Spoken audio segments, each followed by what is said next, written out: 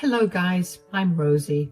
I'm actually a woman with disabilities who was rejected by her own family. Yes, you read that right, guys. I have seen a lot of people like me have a very supportive and loving family. For years I yearned to belong to a family like that. But my destiny was written and I ended up being born to parents who cared nothing about me. From the stories I have heard, my dad, Kevin, and mom, Janet, were very excited to have me. They had grand gender reveal parties and even a beautiful baby shower. They were genuinely waiting for me to be born. I was their second child since they already had a son before me. My brother was also apparently excited about my birth, but what was supposed to be a very joyous occasion soon turned gloomy. Everything changed when the doctors told my parents that I would never be able to use my legs. After I was born, the doctors immediately knew something was wrong with my legs. I won't go into details of my diagnosis because of privacy reasons. What I can tell you is that I could never use my legs. I literally have no feeling in them. From birth, I had to use various devices or just drag myself until I had gotten older. Once I was older, I was permanently stuck to using a wheelchair. It hurt to see kids run around and play while I couldn't. It hurt to see everyone walking and running around me while I couldn't even move my legs. But what hurt the most was the fact that my parents hated my disability, and me as well. They had prayed for a healthy baby, but got me instead. They were disappointed. One day I had overheard them saying, "God did us dirty, Janet. I still can't believe that we have a disabled daughter. We were so happy with this pregnancy. We couldn't wait to have our daughter in our arms. Believe me, Kevin, when I discovered her condition, I didn't even want to look at her, let alone hold her." I understand that completely, Janet. Who would want a defective child after all? I wish God wasn't so cruel to us. Well, at least we have our son. He is normal and not like Rosie. You are right, Janet. We need to keep him close so that at least one of our children can have a normal life and make us proud.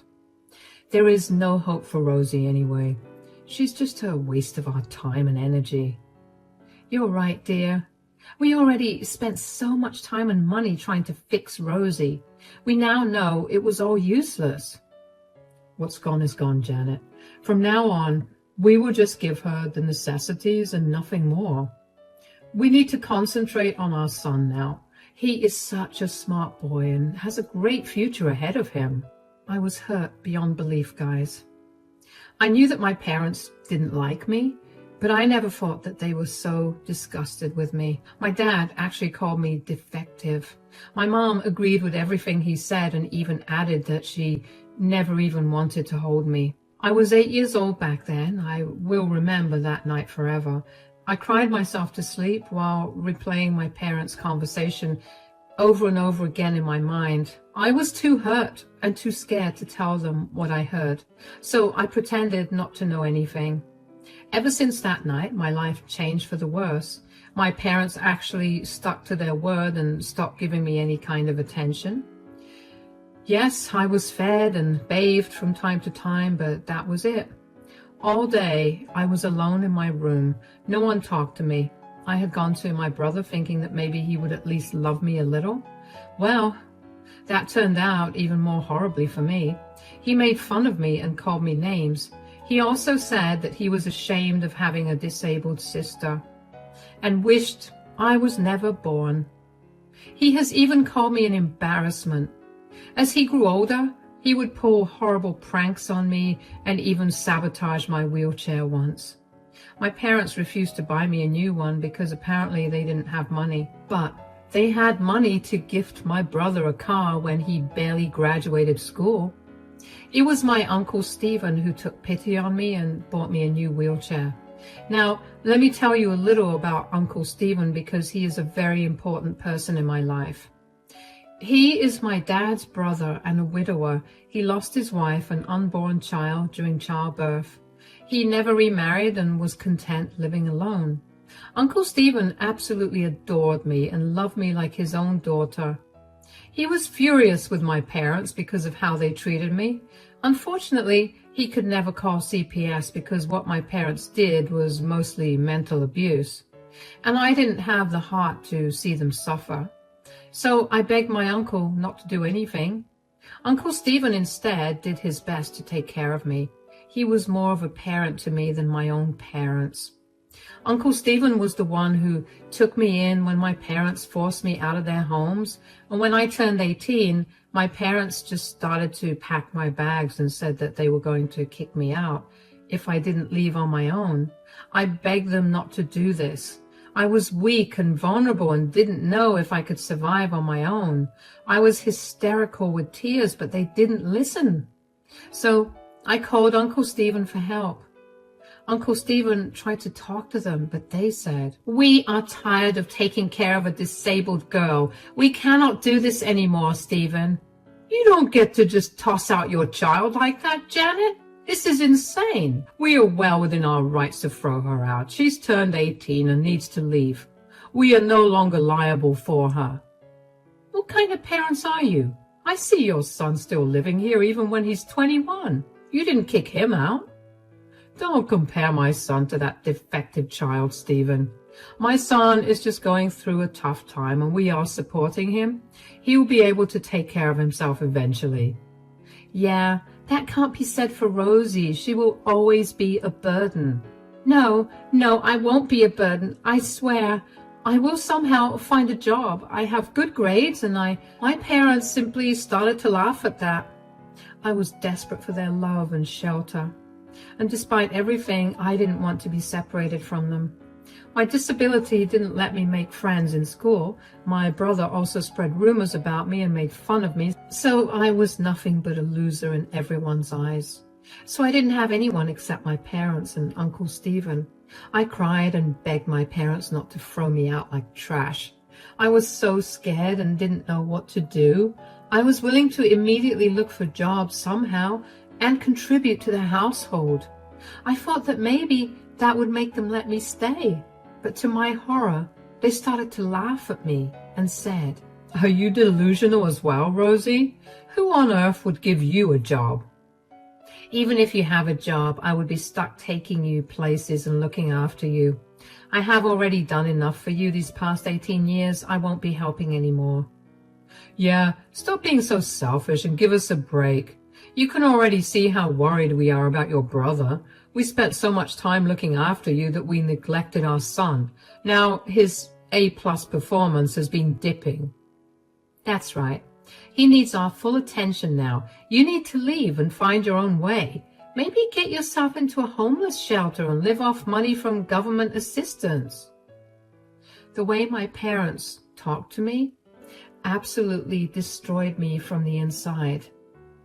That day, I truly realized that my parents cared nothing about me. They just wanted to get rid of me because I was nothing more than a burden. Their golden child was suffering and they wanted to help him instead of helping me. My parents even suggested that I go to a homeless shelter. That was the turning point in my life. Two things happened after they said this. One, I realized that my parents were horrible people. And two, that my Uncle Stephen was nothing but a sweetheart. He went crazy on my parents and said, "How dare you say that? What is wrong with you? You two want to send your own daughter to a homeless shelter? How can you be so heartless?"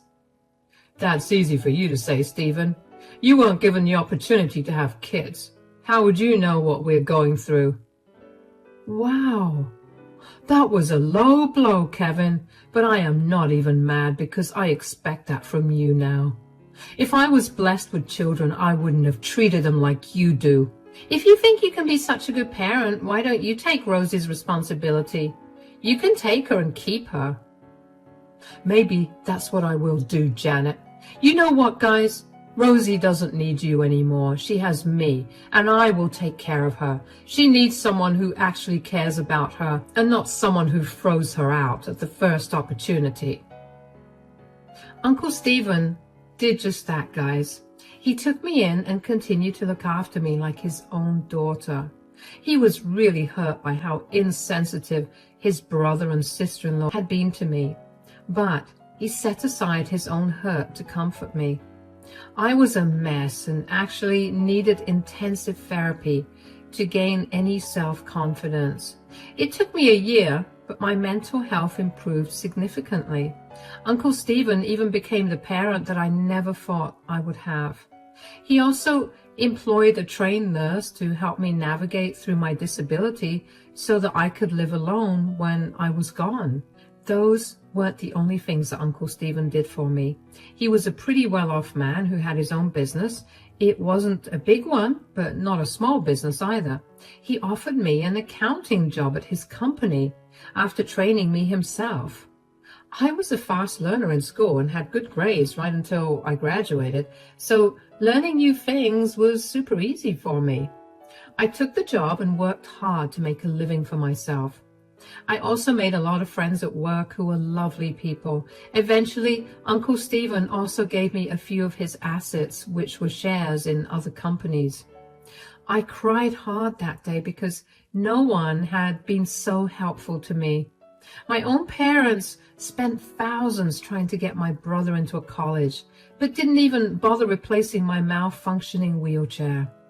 Speaking of my parents, they continued their life as usual. Their golden child was at home and destroying their savings. After realizing that he was the golden child, my high-achieving brother actually stopped putting effort into his studies. He started to party and got into drugs as well. As school progressed, his grades declined and he actually had a horrible GPA when he graduated. My parents, instead of being more strict, celebrated his graduation and even bought him a car. Then they gathered money to try and get him into college through donations. Well, that failed because my brother no longer wanted to go to college. He was happy living off my parents and enjoying his horrible lifestyle. Meanwhile, I got my life together with Uncle Stephen's help and also bought a small house for myself. All these happened in a span of 8 years, and in those 8 years, I didn't talk to my parents and they didn't bother reaching out. But 8 years later, my parents finally reached out to me. And before I get to that part, I need to tell you what I heard from Uncle Stephen first. He came to see me one day and looked a little glum. I was confused about his sudden visit and his sour mood. I immediately asked him, "Has something happened, Uncle Stephen? You don't look very happy." "Yes, something did happen, Rosie. I think you should know about it too." "What is it, Uncle Stephen?" "Your brother has gotten into an accident. Your parents called to tell me about it. Looks like he's about to lose his limbs." "What? How did that happen?" "He was driving drunk and crashed very badly with a truck. The truck was unharmed, of course, but he wasn't in good shape. From what they told me, his legs were badly damaged. They won't be amputated, but he will never be able to use them again." I was in shock to know what had happened to my brother. Initially, I did feel bad because, after all, he is a human being and I did love him at some point. But as soon as Uncle Stephen told me the entire story, I'm sorry to say I didn't feel much. He was driving drunk and could have easily harmed someone else or, in the worst case, caused their death. It was a super reckless and irresponsible thing to do. It was rather interesting how karma came back to haunt him and my parents. I was sure they were devastated that their perfectly good son was now defective like their daughter. I said, "How are my parents reacting to this?"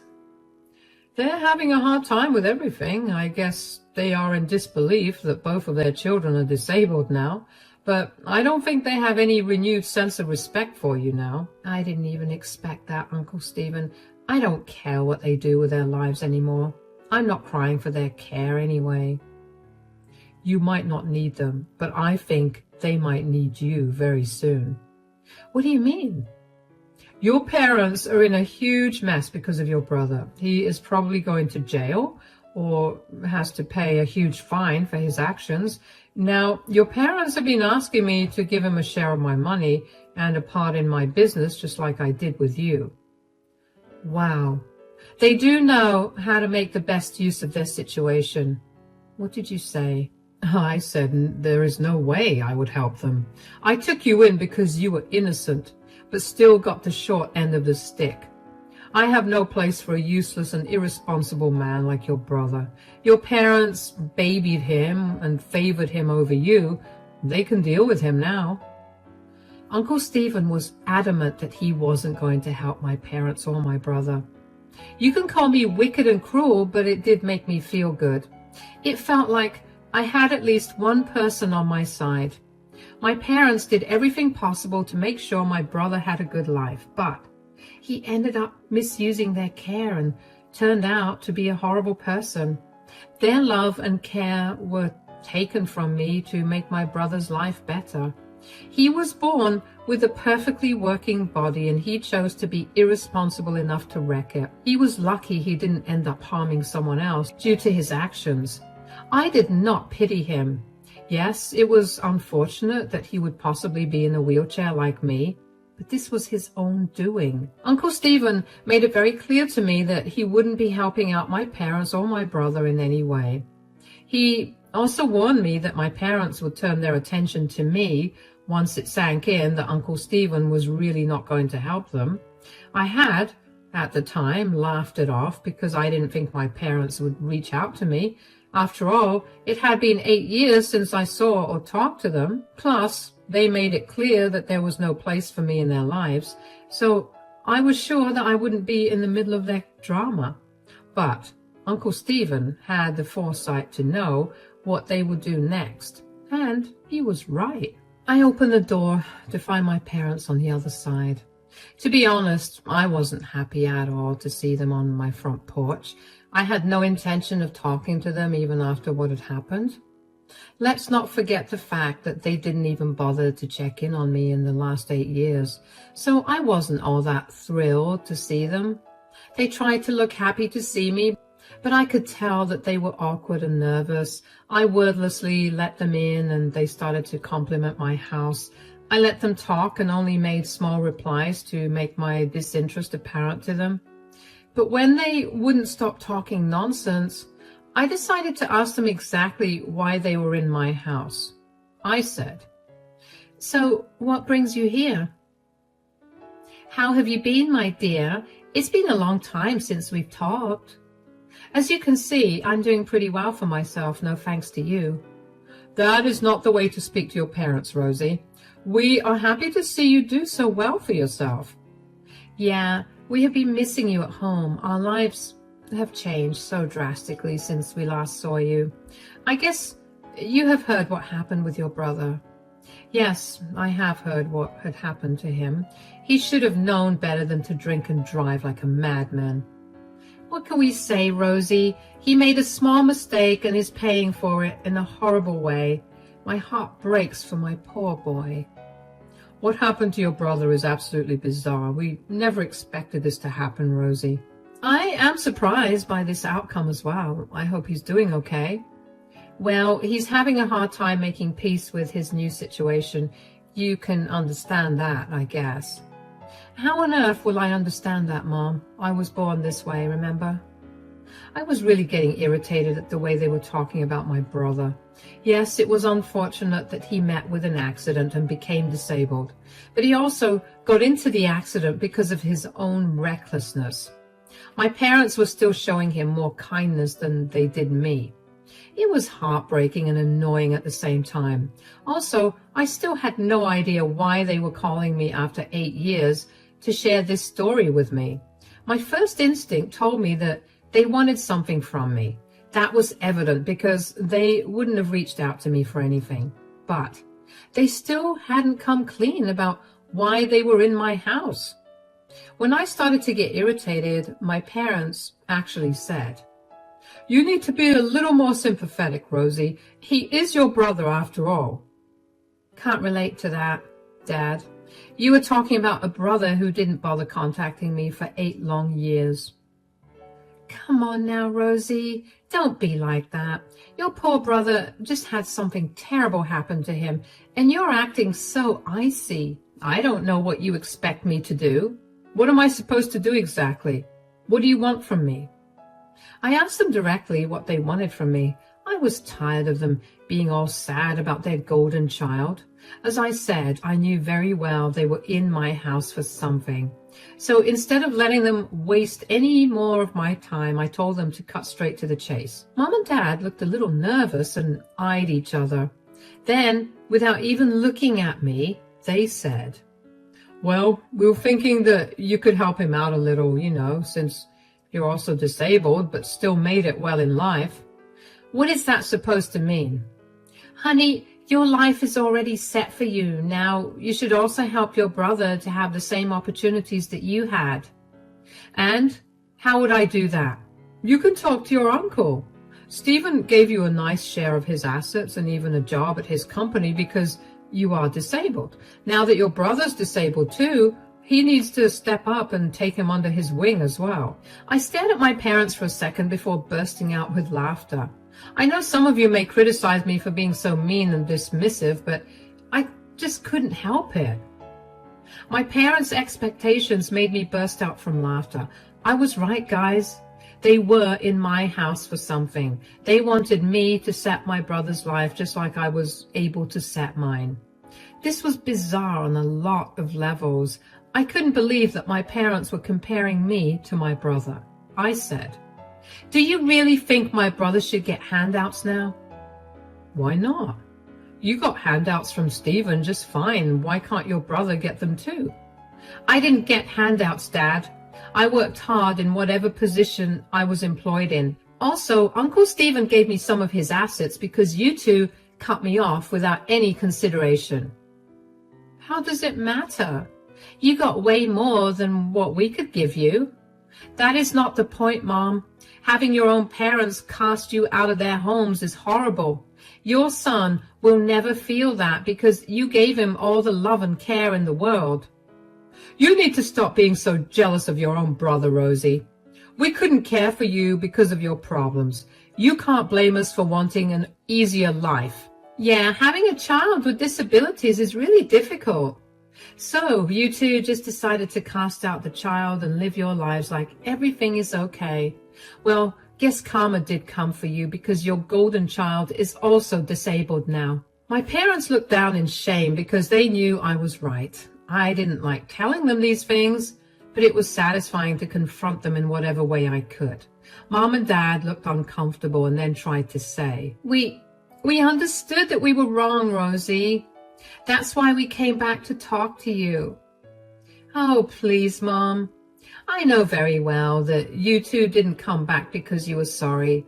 You just want me to help out your golden child because now he is more useless than he was before." "You can't talk about your brother like that, Rosie. He is in an unfortunate situation, so you need to help him out. He is in your position now." "No, he is not in my position, Dad. Your son drunk drove and got himself in this situation. His bad decision in life got him into this situation. And no, he is not like me. He wasn't unloved and thrown away like you did to me." "We already said that we were sorry for that, Rosie. Please just help your brother out this time. We don't know what to do anymore." "Yes, please just forgive us and help out your brother. We are your family, so you should be helping us out." Guys, I couldn't hold my laughter anymore. After 8 years of no contact, they were back in my house and talking about how we were a family. You must understand why I laughed like that. I just couldn't help it. They were willing to go so far for their golden child that they even said that they were sorry. All this for a worthless man who had no regard for anyone other than himself. I laughed and said, "You have some nerve telling me that we are family. As far as I know, families don't kick their kids out and cut contact for 8 years. "That was so long ago, Rosie. You need to move on and forgive us. We need your help." "Nope, I'm not going to help you. You can take it up with my uncle, which I know you have. I also know that he denied helping your golden child, so there's nothing you can do now." I made sure that my parents knew that Stephen had told me everything. I don't know if they had expected that, but they sure did think that I would be able to change his mind. My assumption was right as well, because my mom said, "We're sure Stephen will listen to you, Rosie. For some reason, he's very attached to you and loves you like his own. Please, just talk to us. Do it for your brother." My brother? You mean the man who constantly bullied me, made fun of me, and told me that he never wanted a disabled sister? He's very sorry about those things, Rosie. Trust me. He understands now how horrible he was to you. I don't care, Dad. The damage is done. Besides, your worthless son won't be able to qualify for any job in Uncle Stephen's company. He is a loser, after all. I got a job only because I had good grades in school and didn't waste my time going to parties, unlike your useless son. But there must be some way, Rosie. Your brother needs money to pay the fine for his DUI. The courts will send him to jail if he doesn't pay up. Why can't you help him pay, since he is your everything? We already spent a lot of money on his medical bills and lawyer fees. This isn't his first run-in with the law. We spent a lot of cash on him and don't have anything left to give him. So you thought it would be a good idea to dump him on Stephen. Well, that won't work since he already said no. Why don't you help him out? You don't have a family or anything, so you must have a lot of money saved. You can just sell some shares and give him the money. Maybe you can take care of him from now on. Yeah, you are alone anyway, so having your brother for company will probably be good for you.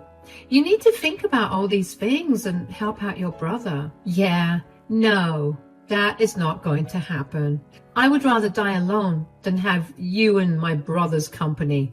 And I won't give up my hard-earned money for a loser who had ruined his life due to his own choices. Now that I have made it clear, you two can see yourselves out. Those were some of my final words to my parents before I got them kicked out of my house. They were in tears and begging me to help them out. Yes, they were slightly more concerned about themselves than my brother. After enabling his horrible behavior for years, they wanted to get rid of him when he found himself in a bad situation. They were trying hard to dump him on me and Uncle Stephen and wash their hands of him. But that wasn't going to happen. I wouldn't be helping them, and they would have to come up with their own solutions. My parents tried to beg, yell, and even threaten me to get me to change my mind. However, I made my stance clear and kicked them out of my home. While I couldn't kick them out physically, I threatened to call the cops and have them removed. The fear of more police involvement in their life made them leave in a hurry. After my parents left, they continued to harass me over texts and calls. They did that to Uncle Stephen as well. We let them be for a week, after which Uncle Steve literally threatened to go to the cops for harassment. That made them stop. Family members who reached out on their behalf were swiftly told to mind their own business and help them out if they were feeling so charitable. That stance shut them up pretty quickly. To my surprise, a lot of family members actually agreed with my approach and said that I did what was best for me. They didn't deserve my forgiveness, especially after they abandoned me with so little regard. It made me feel quite validated since I had little to no support throughout the years. I don't blame my extended family because no one knew the extent of my parents' abuse. Now that I had told them the whole story, they sided with me and cut off my parents. They were sorry that they believed my parents' version of events and didn't reach out to me sooner for clarification. I forgave them happily. From what I heard from my extended family, my parents begged around for a while, trying to gather funds for my brother. My brother, as usual, was being a nasty man and complaining about how unfair life was to him. Apparently, he has been lashing out at my parents and treating them like servants in the house. He is collecting disability, but that barely puts a dent in his debts that he had collected. Actually, I should say the debts that my parents collected because they had to remortgage their home to pay off my brother's expenses. He was actually given a suspended sentence, but the financial loss that he incurred was huge. My parents are now working 2 jobs and are living miserable lives. They keep complaining about my brother to family members, but no one is willing to help out. So they are stuck in a bad situation because karma came hard for them. As for me, I'm happy to have Uncle Stephen as my closest family. Unlike what my parents thought, I am actually going to marry my fiancé next year. So I'm all set to begin a new life and have a family of my own while my parents and brother are paying for what they did to me.